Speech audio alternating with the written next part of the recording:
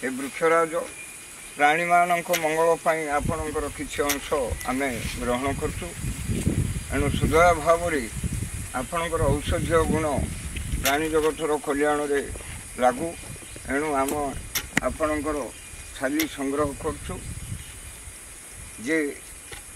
आपण पाखे ये गुण अच्छी जावतीय आंठू गंठी बात रोग ये गछ को आम संग्रह करू आर छाली। आज्ञा ये गछर नाम कौन? सचिना सचिना ये सचिना छाली सहित ये गोटे 10 ग्राम आ सहित 5 ग्राम खेरुआ छाली आ लवंग 2टा गोलमरीच 7टा बाटी जायफल गोटे 7 भागरू भागे आपको 7 दिन सका खाली पेटरे बाटिकी खाइब आउ लुण त्याग कर 7 दिन औषध खाइला पर्यंत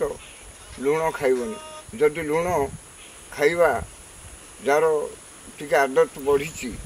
से हुए तो 100 लुण व्यवहार कर।